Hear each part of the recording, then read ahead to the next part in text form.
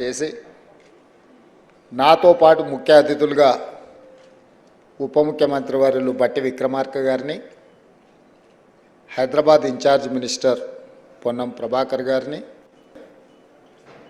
జూపల్లి కృష్ణారావు గారిని, అదేవిధంగా పెద్దలు ప్రొఫెసర్ కోదండరామ్ గారిని, గంటా చక్రపాణి గారిని, అల్లం నారాయణ గారిని, పాశం యాదగిరి గారిని, కె శ్రీనివాస్ గారిని, అదేవిధంగా మా వాడు అని ఏ వేదిక మీదైనా నేను ఇష్టంగా చెప్పే గోరెటి వెంకన్న గారిని, జయరాజ్ గారిని, ఇతర మిత్రులందరినీ, గద్దరాన అభిమానులందరినీ ఆహ్వానించి ఒక మంచి కార్యక్రమాన్ని ఏర్పాటు చేశారు. ఈ కార్యక్రమం వారి కుటుంబ సభ్యులు విమలక్క గారు, మా ఆడబిడ్డ వెన్నెల గారు, వారి కుటుంబం అంతా కూడా ఎంతో కోల్పోయి చాలామందికి కుటుంబంలో గొప్ప పేరు కుటుంబ పెద్దకు వస్తే ఆ కుటుంబాలకు ఎంతో ప్రయోజనం చేకూరుతుంది. కానీ గద్దరన్నకు గొప్ప గుర్తింపు గౌరవం రావడంతో గద్దరన్న కుటుంబం సర్వం కోల్పోయింది. ఏ రోజు కూడా వాళ్ళు నాకు తెలిసి కంటి నిండా నిద్రపోయిందో, కడుపు నిండా బుక్కడు బువ్వ తిన్న రోజులు ఉన్నాయో లేవో నాకైతే తెలీదు.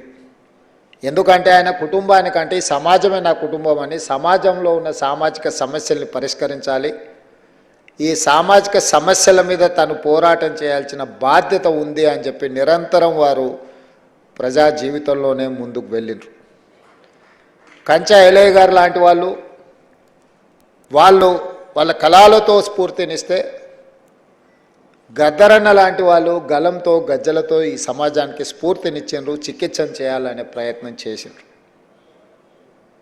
నాకు గద్దరన్నతో చాలా సన్నిహిత సంబంధం ఉంది. చాలామందికి తెలిసి ఉండొచ్చు, తెలియకపోయి ఉండొచ్చు. లోతుకుంట ఇంటికి నేను అప్పుడప్పుడు ఎంపీగా కానీ అంతకంటే ముందుగానే వెళ్ళి గద్దరన్నతో కూర్చున్నట్టు. ఎప్పుడైనా నిరాశ నిస్పృహ కలిగినప్పుడు గత 10 సంవత్సరాలు రాజకీయపరమైన కార్యక్రమాలు, ప్రభుత్వాల నిర్బంధాలు ఇబ్బందికరంగా లేకపోతే ఒంటరిగా భావించినప్పుడు నేను అప్పుడప్పుడు గద్దరన్న దగ్గర వెళ్ళి కూర్చున్నట్టు మాట్లాడేటోని. వారు చెప్పేటోరు, నీ బాధ్యతను నెరవేర్చు, ప్రజలు తప్పకుండా నేను ఒకరోజు గుర్తిస్తారు, అండగా నిలబడతారు అని చెప్పి. వారి మాట నిజమైంది. వారి స్ఫూర్తి సమస్యలు వచ్చినప్పుడల్లా గుర్తు చేసుకొని ముందుకెళ్ళేది. ఈరోజు తెలంగాణ సమాజంలో ఉన్న గొప్ప వ్యక్తులు కొద్దిమందే మన తరంలో మనం చూసిన వాళ్ళు. ఆ తరాన్ని వాళ్ళని గౌరవించుకుంటే వాళ్ళని వ్యక్తులుగా గౌరవించినట్టు, వ్యక్తులుగా వాళ్ళని గుర్తించినట్టు కాదు, మన సమాజాన్ని మనం గుర్తు చేసుకున్నట్టు, చరిత్ర పుటలలో ఈ సమాజానికి కూడా ఒక పేజీ ఉండే విధంగా మనం నిర్ణయాలు తీసుకోవాలనేదే నా ఆలోచన. గద్దరన్న జయంతో వర్ధంతో ప్రభుత్వం చేయడం పెద్ద విషయం కాదు. గద్దరన్నకు వేలాది లక్షలాది కోట్లాది మంది అభిమానులు వాళ్ళు అనుకుంటే ఇట్లాంటి కార్యక్రమాలు ఎడంచేతో ఏర్పాటు చేయగలరు. కానీ ప్రభుత్వం ఒక గొప్ప వ్యక్తిని గుర్తించడం, కీర్తించడం ద్వారా భవిష్యత్ తరాలకు ఒక సాంప్రదాయాన్ని ఇవ్వాలన్న ఆలోచనతోని గద్దరన్న జయంతి వర్ధంతులను ప్రభుత్వం అధికారికంగా నిర్వహించడమే కాదు, వారిలో ఉన్న కవి కావచ్చు, గాయకుడు కావచ్చు, పోరాట యోధుడు కావచ్చు, ఈ సమాజానికి స్ఫూర్తి ఇచ్చిన నాయకుడుగా వారి పేరు మీద ఒక అవార్డు ఉంటే సంవత్సరానికి ఒకసారి వారిని గుర్తు చేసుకోవడానికి, కీర్తించుకోవడానికి గద్దర్ అవార్డులను ప్రకటించి ఖచ్చితంగా అమలు చేయాలి. ఆ బాధ్యత మీరు తీసుకోండి అని చెప్పి మా ఉప ముఖ్యమంత్రి మిత్రుడు బట్టి విక్రమార్క గారికి నేను బాధ్యత అప్పచెప్పాను. ఎందుకంటే బాధ్యత తీసుకున్న వాళ్ళు కూడా దాన్ని బాధ్యతాయుతంగా నిర్వహించినప్పుడే ఆ పనికి ప్రాధాన్యత ఉంటుంది. అదేవిధంగా వారు చనిపోయినప్పుడు నాకు బాగా గుర్తుంది. నేను ఎక్కడో ఉన్నా, గద్దరన్న ఆరోగ్యం విషమించింది అని చెప్పి టీవీలలో వస్తే నేను ఒక ఫోన్ చేసి అక్కడ హాస్పిటల్ వాళ్ళని అడిగిన, ఏంది పరిస్థితి అని. లేదండి, వారు తుది శ్వాస విడిచిండ్రు, మేము అధికారికంగా ప్రకటించడానికి మాకు ఇంకా కొన్ని కార్యక్రమాలు ఉన్నాయి అని చెప్పాను. హుటాహుటి నా కార్యక్రమం రద్దు చేసుకొని అమీర్పేట హాస్పిటల్కి నేను అక్కడికి వెళ్ళిన. అక్కడికి వెళ్తే సూర్యం కుటుంబం దుఃఖంలో ఉండ్రు. కొద్దిమంది అభిమానులు, ఎందుకంటే ఆ వార్త ఎవరికి పెద్దగా చేరలేదు. ఆనాటి ప్రభుత్వం పోలీసులను దించిండ్రు, పోలీసు వాహనాలు అన్నీ వచ్చినాయి, రోడ్లు క్లియర్ చేస్తుండ్రు. అన్న శవాన్ని అంబులెన్స్లో తీసుకెళ్ళి వాళ్ళ ఇంటి దగ్గర పెట్టి సాయంత్రానికంతా వారి దహన సంస్కారాలు పూర్తి చేసి, గద్దరన్న పుట్టిండు, గద్దరన్న గలం విప్పిండు, గద్దరన్న పోరాటం చేసిండు, గద్దరన్న ఈ సమాజానికి ఎంతో సేవ చేసిండు, గద్దరన్న మరణం ఈ సమాజానికి తీరని లోటని సమాజానికి చేరకుండానే ఈ కార్యక్రమాన్ని పూర్తి చేసి చేతులు దులుపుకోవాలన్న ఆలోచన ఆ రోజు చేసింది. నేను సూర్యంతో మాట్లాడినా, ఏం జరుగుతుంది సూర్యం అని. అన్న, నాకైతే ఏం ఆలోచన వస్తలేదు, నాకేం తడతలేదు, మీరు ఎట్లా చెప్తే అట్లా అన్నాడు. సరే మంచిది ఉండని నేను ఎంబడే కమిషనర్ గారికి వీళ్ళకి అధికారులకు మాట్లాడుతూ కూడా, లేదు సార్, వారి ఇంటికి తీసుకెళ్ళి సాయంత్రం రాత్రి లోపల దహన సంస్కారాలు చేయాలని అప్పుడు నిర్ణయించుకొని సూర్యంకు చెప్పి, లేదు గద్దరన్న ఒంటరి కాదు, గద్దరన్న ఒక్కడు కాదు, గద్దరన్నకు మనం అందరం ఉన్నాం, గద్దరన్న ఈ తెలంగాణ సమాజం 4 కోట్ల ప్రజలకు సందర్శనార్థం. ఎన్టీ రామారావు గారు చనిపోయినప్పుడు ఎల్బీ స్టేడియంలో ప్రజల సందర్శనార్థం పెట్టినప్పుడు, గద్దరన్న మరణించినప్పుడు ఎల్బీ స్టేడియంలో ఎందుకు ఈ తెలంగాణ సమాజానికి, ఆయన అభిమానులకు, దేశంలో ఇతర రాష్ట్రాలు ఇతర భాషల వాళ్ళు ఎంతోమంది గద్దరన్నను అభిమానించే వాళ్ళు ఉన్నారు, వాళ్ళందరి సందర్శనార్థం ఎల్బీ స్టేడియంలోనే గద్దరన్న ప్రజలకు అందుబాటులో పెట్టాలి, చివరి చూపు ప్రజలకు అందించాలి అని చెప్పి నేను బండి ముందల నా బండి పెట్టి గద్దరన్న అంబులెన్స్ని ఎల్బీ స్టేడియం వైపు తిప్పుకొని వచ్చిన ఆ రోజు. ఇక్కడనే వేదిక మీద మా మిత్రుడు, కాలేజీ సహచరుడు పృథ్వీ ఉన్నాడు, దయాకర్ ఉన్నాడు. నేను చెప్పిన, పృథ్వీ, ఏదేం జరిగినా గద్దరన్న ప్రజల సందర్శనార్థం ఎల్బీ స్టేడియంలో మనం పెట్టాల్సిందే, ఆ గేట్లు తెరవాల్సిందే అని. ప్రభుత్వం గేట్లకు తాళాలు వేసి పెట్టింది లోపలికి వెళ్ళకుండా. నేను కమిషనర్ గారికి చెప్పిన, గౌరవంగా మీరు తెరిస్తే మీకు గౌరవం ఉంటుంది, లేకుంటే గేట్లు బద్దలైతాయి, అనవసరంగా దీన్ని రాద్ధాంతం చేయకండి అని చెప్పిన. నేను ఆ రోజు పార్టీ అధ్యక్షుడిని, నేను ఆ రోజు పార్లమెంట్ సభ్యుని, ప్రజాప్రతినిధిగా నేను చెప్తున్నా, ప్రజల యొక్క అభిప్రాయం చెప్తున్నా, మీరు గౌరవించాల్సిందే అని. వాళ్ళు మీన మేషాలు లెక్క పెడుతుంటే ఆ తాళాలు తెరిపించి అంజన్ కుమార్ యాదవ్ని అందరినీ, సిటీలో ఉండే శ్రేణులు అందరినీ కూడా అక్కడికి పిలిపించి తెరిపించి అక్కడికి అంబులెన్స్ తీసుకెళ్ళి అక్కడ పెట్టి అక్కడనే టెంట్ వేసినాం, అక్కడనే కూర్చేసినాం, అక్కడనే బెంచ్ తీసుకొచ్చినాం, అక్కడనే ఏర్పాట్లు అన్నీ అప్పటికప్పుడు చేసి గద్దరన్నని అక్కడ పెట్టి రాత్రి మొత్తం మేమందరం అక్కడ నిలబడి, తెల్లారి ప్రజలందరూ లక్షలాది మంది వచ్చి గద్దరన్నను చివరి చూపు చూసి ఆయనతోని వాళ్ళకున్న అనుబంధాన్ని, మధుర స్మృతులను గుర్తు చేయడమే కాకుండా కవులు, ఆయన స్ఫూర్తితోని కవులు, కళాకారులుగా, గాయకులుగా రాణించిన వాళ్ళందరూ ఆయనకు నివాళులు అర్పించడానికి వాళ్ళు పాడిన పాట, అక్కడి నుంచి మేము పాదయాత్రలో వారి చివరి శవయాత్రలో మేమందరం నడుచుకుంటూ పాల్గొని, ఒక వీరుడు మరణించిన ఆ స్ఫూర్తి మనలో ఉంటుంది అని చెప్పి ఆ రోజు వేలాది లక్షలాది మంది ఆ చివరి అంతిమయాత్రలో పాల్గొని గద్దరన్న దహన సంస్కారాలు నిర్వహించిన ఒక గొప్ప వ్యక్తి, సమాజానికి స్ఫూర్తినిచ్చి లక్షలాది మంది యువకులను సమాజాన్ని పట్టి పీడిస్తున్న సమస్యల మీద పోరాటాన్ని అందించిన, స్ఫూర్తినిచ్చిన గొప్ప సిద్ధాంతకర్తగానే గద్దరన్నను చూడాలి. ఆ సిద్ధాంతం నాకు నచ్చిందా నచ్చలేదా, సిద్ధాంతంతో నేను విభేదించినా లేకపోతే అనుకూలించినా అనే చర్చ కాదు.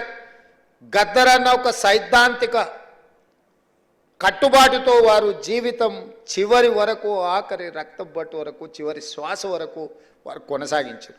మనం విభేదించి ఉండొచ్చు, విభేదించినంత మాత్రాన ఆ సిద్ధాంతం ఉండకూడదన్న ఆలోచన ఎవరికైనా వస్తే అది తప్పు. 100% నేను ఖండిస్తున్నా. విభేదించిన సిద్ధాంతాన్ని కూడా చర్చలో పెట్టడమే ప్రజాస్వామ్యము. ఈరోజు చట్టసభలల్లో అన్ని రాజకీయ పార్టీలతో పాటు అన్ని రకాల సిద్ధాంతాలకు సంబంధించిన వ్యక్తుల ప్రాతినిధ్యాన్ని డాక్టర్ బాబాసాహెబ్ అంబేద్కర్ గారు అనుమతి ఇచ్చిండ్రు అని అంటే ఆ స్ఫూర్తితో ముందుకు వెళ్ళాలి. అందుకే కేంద్ర ప్రభుత్వం పద్మభూషణ్ పద్మశ్రీ అవార్డులను ప్రకటించాలని రాష్ట్ర ప్రభుత్వాన్ని తెలియజేసినప్పుడు వ్యక్తిగా కాదు, తెలంగాణ రాష్ట్ర ప్రభుత్వంగా ఈ భారతదేశం యూనియన్ ఆఫ్ స్టేట్స్ ఏ ఒక్క వ్యక్తి యొక్క రాజ్యం కాదు, రాజ్యాధికారం కాదు. ప్రజలు ఎన్నుకున్న ప్రజాప్రభుత్వాలు, రాష్ట్ర ప్రభుత్వాలు కూడితేనే కేంద్ర ప్రభుత్వం. రాష్ట్రాలుగా ఎవరికి వాళ్ళం విడిపోతే కేంద్రం అనేది మిథ్య, కేంద్ర ప్రభుత్వం అనేది మిథ్య. ఆ వ్యక్తులు గుర్తుపెట్టుకోవాలి. రాష్ట్రాల కలయికనే కేంద్రము ఈ దేశం. రాష్ట్ర ప్రభుత్వాలకు సంబంధించిన మేము ప్రభుత్వ అభిప్రాయంగా మా తెలంగాణ సమాజాన్ని, ప్రజలను స్ఫూర్తిని అందించి గొప్ప ఆదర్శంగా నిలబడ్డ వ్యక్తులకు అందించే పద్మభూషణ్ పద్మశ్రీ అవార్డు ఇవ్వవలసిందే.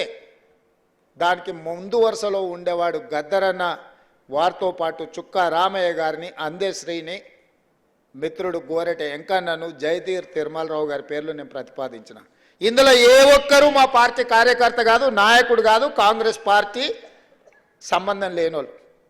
మిత్రుడు గోరెట వెంకన్న ఇప్పుడే చెప్పాడు. నాకు కొంచెం ముఖ్యమంత్రి గారిని చూస్తే ఏందో ఈ వేదిక మీద ఉన్నా ఉండకపోయినా ఎట్లా 14 నెలల్లో ఏ రోజు కూడా గోరెట వెంకన్న వచ్చి నన్ను అడిగింది లేదు, నన్ను కలిసింది లేదు. అయినా వారి సమాజానికి అందించిన సేవల్ని దృష్టిలో పెట్టుకొని వారికి కూడా తెలియదు నేను లేఖ రాసిన సంగతి. నాకు తెలిసి పత్రికలలోనే మాట్లాడినప్పుడే వారికి ఏదైనా ఐడియా వచ్చిండదు. వారికి సమాచారం కూడా ఇవ్వలేనే. నేను నా బాధ్యతగా భావించిన. నాతోని విభేదించినా సరే, లేదా సమాజం కోసం వాళ్ళు నాతోని విభేదించినా ఇంకోరితోని విభేదించినా అనే దానికంటే 4 కోట్ల తెలంగాణ ప్రజలతో వాళ్ళు ఉన్నారు. ఆ ప్రజలతో మమేకమైన వాళ్ళను గుర్తించాలి, వాళ్ళని గౌరవించాలన్నదే ఆలోచన. నాతో ఉంటేనే ఇస్తాం, నాతో లేకపోతే ఇవ్వమనే విధానం మంచిది కాదు అని బలంగా నమ్మి వాళ్ళ పేర్లు ప్రతిపాదించిన. నేను ఈరోజు ఇక్కడికి వచ్చిన గద్దరన్న అభిమానులను వేదిక మీద ఉన్న పెద్దలు నేను అడుగుతున్నా. నేను ప్రతిపాదించిన గద్దరన్న కావచ్చు, చుక్కా రామయ్య గారు కావచ్చు, లేకపోతే అందశ్రీ గారు కావచ్చు, జయ జయ హే తెలంగాణ అందించిన అందశ్రీ గారు కావచ్చు, గోరెట వెంకన్న కావచ్చు, జయదీర్ తిరుమలరావు గారు కావచ్చు, ఎవరు ఎందులో తక్కువ అని నేను అడుగుతున్నా. పక్క రాష్ట్రంలో 5 మందికి ఇచ్చిండ్రు. ఆ 5 మంది కంటే ఈ 5 మంది ఏమైనా తక్కువనా? ఈ సమాజానికి మా వాళ్ళు ఆదర్శంగా లేరా? నేను ఒక పద్ధతిలో ప్రధానమంత్రి గారికి మా ఆలోచనను, మా బాధను, మా నిరసనను కేంద్ర ప్రభుత్వానికి ఒక వేదిక మీద నుంచి తెలియజెప్పి లేఖ రాస్తున్నామని చెప్పిన. కేంద్ర ప్రభుత్వం జరిగిన తప్పును సవరించుకొని భవిష్యత్తులో అయినా సరిదిద్దుకుంటుందని నేను భావించిన. కానీ దురదృష్టవశాత్తు కేంద్రంలో మంత్రిగా ఉండే వ్యక్తులే మేము ఇవ్వం గద్దరన్నకు మేము ఎలాంటి గౌరవించము అని మాట్లాడితే నేను ఒక్క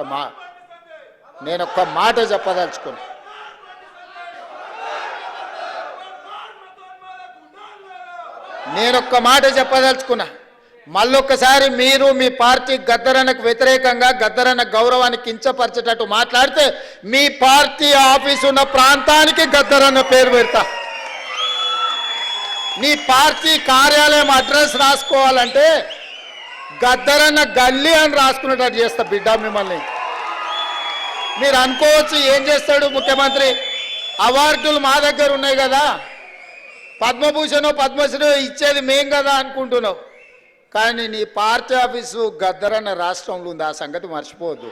నీ పార్టీ ఆఫీసు ఉన్న ప్రాంతానికి, ఆ కాలనీకే గద్దరన్న పేరు పెడితే అప్పుడెవరు పేరు రాసుకుంటావు?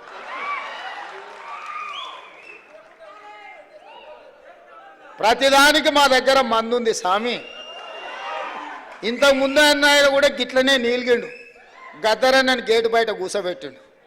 ఏమైంది? గేటు బయట కూసబెట్టిన ఆయన లోపల ఉన్నాయన, గద్దె మీద కూర్చున్నాయన గొప్ప అనుకున్నాడు.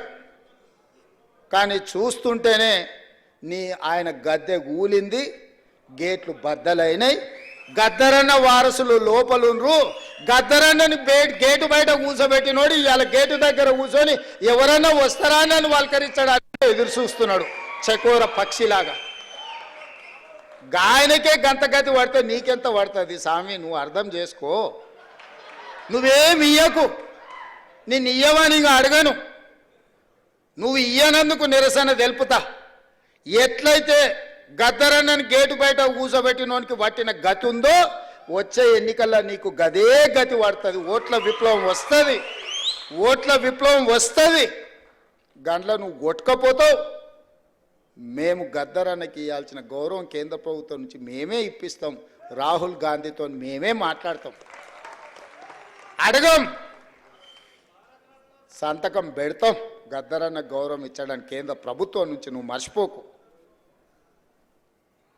అహంకారం అనేది మంచిది కాదు.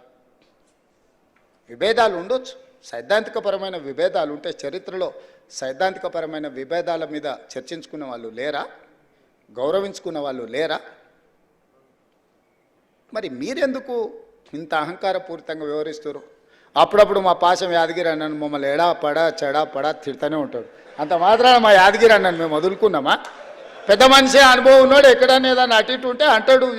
ఆయన చెప్పిన దాంట్లో ఏమన్నా సూక్ష్మం ఉంటే అర్థం చేసుకుని సర్దిద్దుకోవాలని సర్దిద్దుకునే ప్రయత్నం చేస్తున్నాను తప్ప యాదగిరి అన్నది ఇచ్చిండని చెప్పి మన తెలంగాణ పోరాటం గురించి 9 మంది గొప్ప వ్యక్తుల్ని రాష్ట్ర ప్రభుత్వం గుర్తించి గౌరవించుకుంటాం అన్నప్పుడు పాశం యాదగిరి అన్న పేరు ఆయన అడిగిండా? అడగలేదే. మా ప్రభుత్వము 9 మంది గొప్ప వ్యక్తులను తీసుకున్నాడు, వారిని కూడా అందులో చేర్చినాము. గోరెకి వెంకన్నను కూడా అందులో చేర్చినాము, జయరాజును కూడా చేసినాము, బండి యాదగిరిని చేసినాము. ఇట్లాంటి కుటుంబాలను, గద్దరన్న కుటుంబాలను ఈరోజు గుర్తించినము. సో ఇట్లా ఈరోజు ప్రభుత్వం అనేది నిరంతర ప్రక్రియ. ఈ నిరంతర ప్రక్రియలో ప్రభుత్వం దృష్టికి వచ్చిన ఏ మంచి పనైనా చేయడానికి ఈ ప్రభుత్వం ఉన్నది. అందుకే ఈరోజు ఈ వేదిక మీద నుంచి నేను ఒక్కటే మాట చెప్పదలుచుకున్నా. ఈ ప్రభుత్వం ప్రజలది. ప్రజలు ఏం కోరుకుంటున్నారో ఆ విధానాలను కొనసాగించడమే మా బాధ్యత. ఇవాళ యూనివర్సిటీల వైస్ ఛాన్సలర్లను వేసినాం. ఉస్మానియా యూనివర్సిటీకి 100 ఏళ్ళ చరిత్ర ఉంటే 100 ఏళ్ళలో ఒక దళితుడు కూడా ఉస్మానియా యూనివర్సిటీకి వైస్ ఛాన్సలర్ కాలే.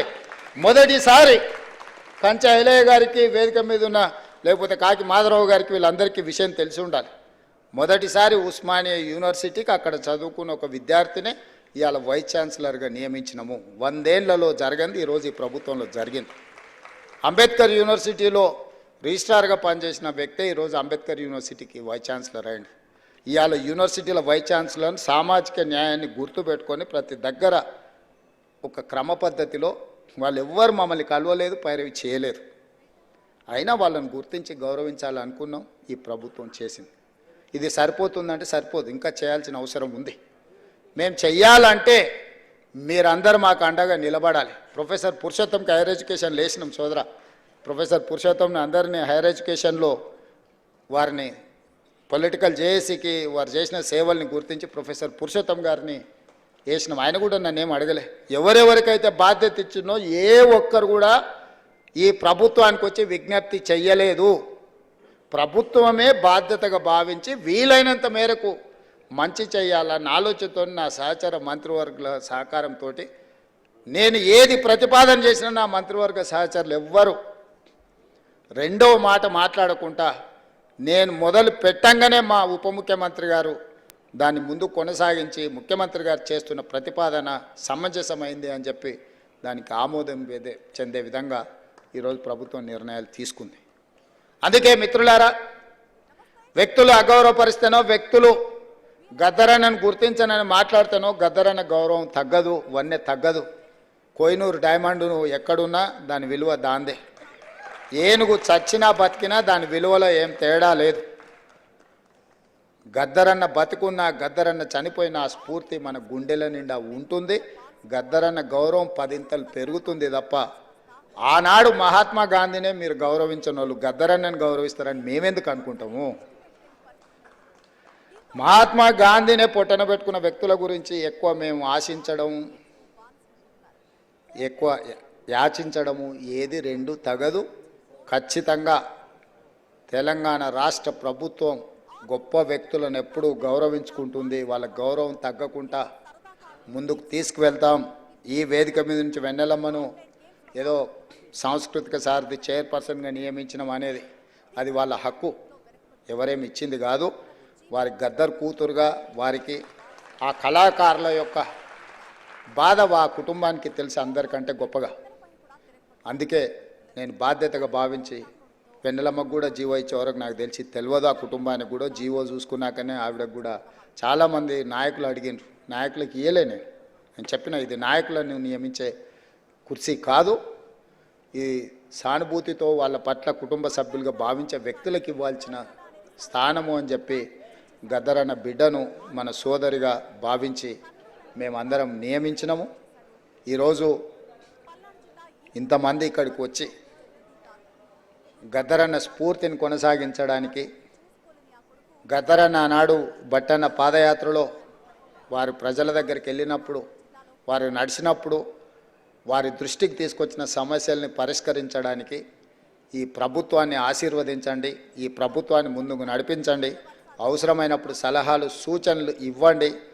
ఎప్పుడు మీ సలహాలు సూచనలను తప్పకుండా ఈ ప్రభుత్వం పాటిస్తుంది. కంచె ఐలయ్య గారు సూచన చేస్తే వీరనారి చాకల ఐలమ్మ పేరు మీద యూనివర్సిటీ, మహిళా యూనివర్సిటీని పెట్టుకోవడం జరిగింది. ఒకే మాటలో వారు ఒక్క నిమిషంలో మాట్లాడితే తక్షణమే నిర్ణయం తీసుకున్నాం.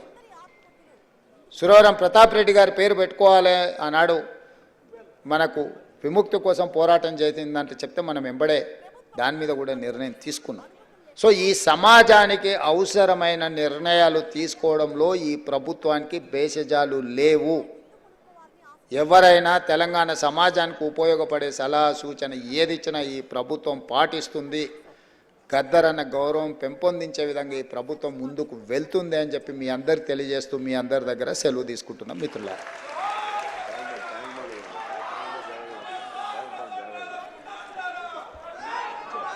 గద్దర్ అన్న మెమోరియల్కు సంబంధించి నెక్లెస్ రోడ్లో ఇప్పుడు ఏదైతే పవర్ పాయింట్ ప్రజెంటేషన్ చూపించిండ్రో దాన్ని ఇంకొకసారి అధికారికంగా అఫీషియల్గా నేను మీటింగ్ ఏర్పాటు చేసి ఆ నెక్లెస్ రోడ్లో ఆ ఏర్పాట్ల కోసం ప్రభుత్వం నిర్ణయం తీసుకుంటుంది. తప్పకుండా దాని అధికారులను ఈ డిజైన్ చేసిన వాళ్ళందరినీ కూడా పిలిచి కూర్చోబెట్టి మాట్లాడి భవిష్యత్ కార్యాచరణ నిర్ణయించుకుంటాం.